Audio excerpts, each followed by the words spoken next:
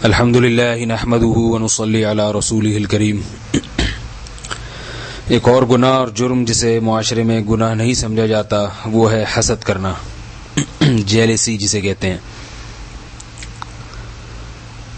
حسد کا مطلب ہے کسی کے پاس کوئی نعمت ہے تو اسے دیکھ کر آپ خوش ہونے کے بجائے جلنا شروع کر دیں، اور آپ کے دل میں یہ تمنا پیدا ہو جائے کہ کاش اس سے یہ نعمت چھن جائے، نہ رہے اس کے پاس۔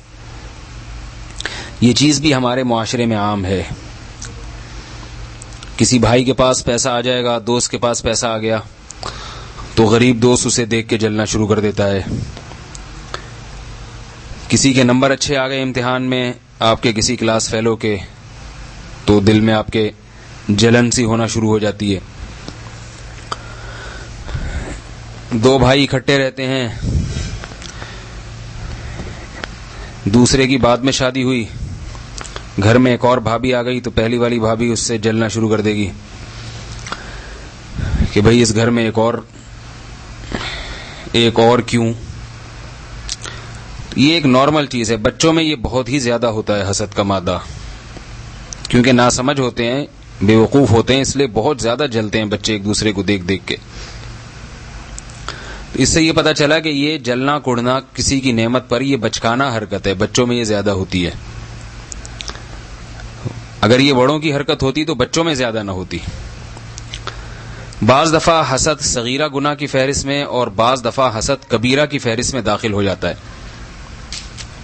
اگر آپ کے دل میں کسی کی نعمت کو دیکھ کر جلن پیدا ہوئی اور آپ نے اسے تھوڑا سا نقصان پہنچایا تو یہ صغیرہ گناہ ہے، اور زیادہ نقصان پہنچانے کی کوشش کی تو یہ کبیرہ گناہ میں داخل ہو جائے گا۔ آج کل سب کو یہ بات معلوم ہے کہ تھوڑی کوئی چیز ہے ہی نہیں۔ جو بھی کسی کو نقصان پہنچاتا ہے تو بھر کے نقصان پہنچانے کی کوشش کرتا ہے، اور حقیقت میں حسد کرنے والا اپنے ہی آپ کو نقصان پہنچاتا ہے۔ یہ جیلسی اور حسد اتنی بڑی برائی ہے کہ اس سے بڑی بڑی برائیاں جنم لیتی ہیں۔ قرآن مجید میں ہے ام یحسدون الناس علی ما آتاہم اللہ من فضلہ۔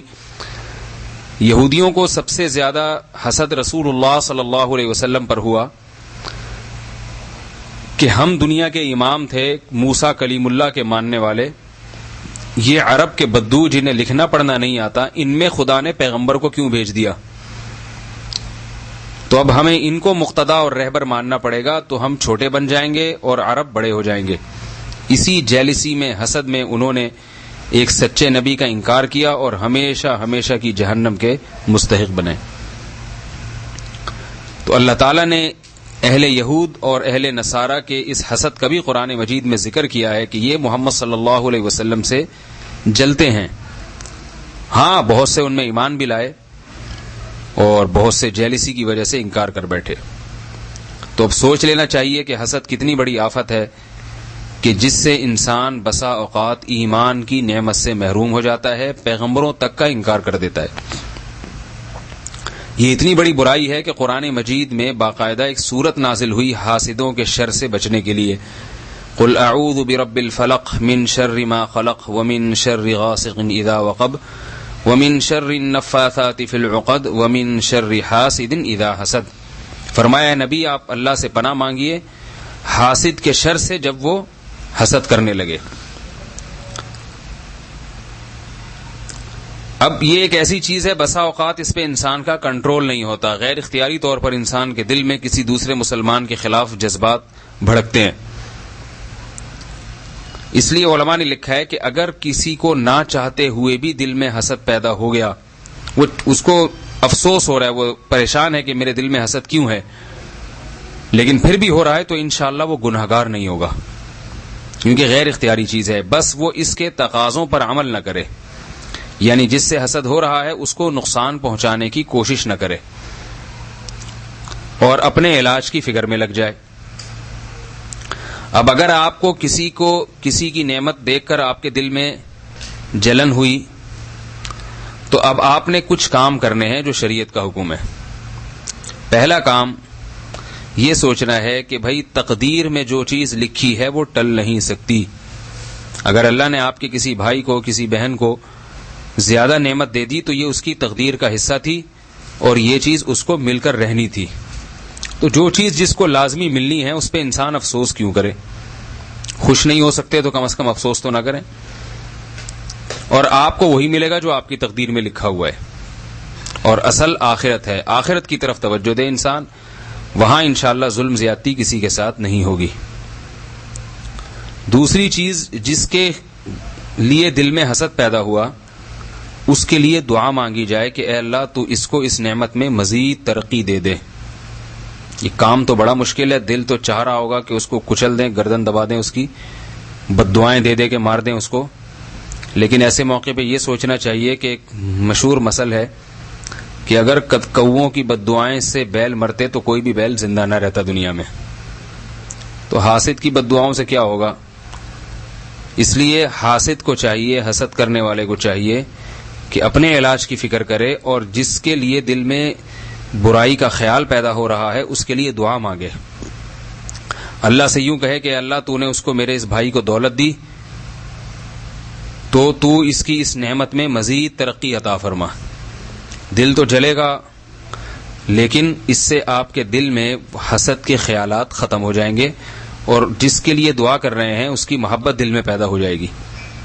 تیسرا کام، جس سے حسد ہے اس کی برائی یا غیبت کرنے کے بجائے لوگوں کے سامنے اس کی تعریف کی جائے. دل تو نہیں چاہے گا یہاں بھی، لیکن اللہ کے لیے اگر آپ یہ کام کریں گے تو انشاءاللہ آپ کی اس بیماری کا بھی علاج ہو جائے گا.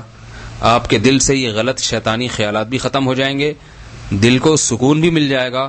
اور سب سے بڑی بات یہ کہ انشاءاللہ جو نعمت اللہ نے دوسرے کو دی ہے اللہ اس سے بڑی نعمت آپ کو عطا فرمائیں گے. اللہ کا وعدہ ہے کہ جو اللہ کی تقدیر پر راضی رہتے ہیں، اللہ کے فیصلوں پر راضی رہتے ہیں، اللہ ان کو مزید نوازتے ہیں. لئن شکرتم لازیدنکم، اگر تم شکر کرو گے، میری تقدیر پر راضی رہو گے تو میں مزید تمہیں عطا کروں گا. تو یہ وہ کام ہیں جو کرنے چاہیے. ہمارے ہاں ایسا نہیں ہوتا. دل میں جب کسی کے بارے میں غلط خیالات آئے تو فوراً اس کی غیبتیں شروع کر دیتے ہیں، اس کو ذلیل کرنا، اس کو بدنام کرنا کہ کہیں اس کی عزت نہ ہو جائے. اور یہ سارا تقدیر پر راضی نہ رہنے کا نتیجہ ہے. انسان تقدیر پر راضی ہو کہ بھائی جو جس کو ملنا ہے اللہ نے دینا ہے تو اس کو دے دے. اب بار بار یہ یہودی کہتے تھے کہ ہمیں نبوت نہیں ملی، محمد صلی اللہ علیہ وسلم کو کیوں مل گئی؟ تو اللہ نے اس کا جواب قرآن مجید میں دیا، اہم یقسمون رحمت ربک، کیا اللہ کی رحمت تقسیم کرنے کی ٹھیکیداری تمہارے پاس ہے؟ کیا ذمہ دار تم ہو؟ تو اللہ کی دین ہے، جس کو چاہے دے دے.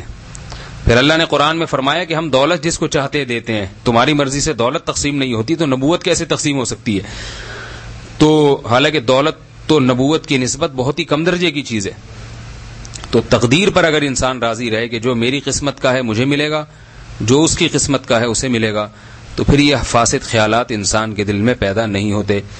رسول اللہ صلی اللہ علیہ وسلم نے فرمایا، حدیث میں آتا ہے کہ لا تحاسدوا ولا تباغضوا، اے مسلمانوں ایک دوسرے سے حسد نہ کرو، بغض نہ رکھو. وکونوا عباد اللہ اخوانا، بھائی بھائی بن کے رہو، دوسرے کی خوشیوں پہ خوش ہوا کرو، پریشان نہ ہوا کرو. کتنی پیاری تعلیمات ہیں. اللہ ہم سب کو ایسا ہی صاف دل عطا فرمائے. اور ایک روایت میں آتا ہے کہ حسد نیکیوں کو ایسے کھا جاتا ہے جیسے آگ لکڑی کو کھا جاتی. پہلے ہی ہمارے اعمال میں نیکیاں کم ہیں، اوپر سے دوسروں سے جل جل کے کڑ کڑ کے اپنی نیکیاں اور برباد کریں تو یہ تو بڑے گھاٹے کا سودا ہوگا. اللہ تعالی ہم سب کو اس بیماری سے بچنے کی توفیق عطا فرمائے. وما علینا الا البلاغ کی توفیق عطا فرمائے.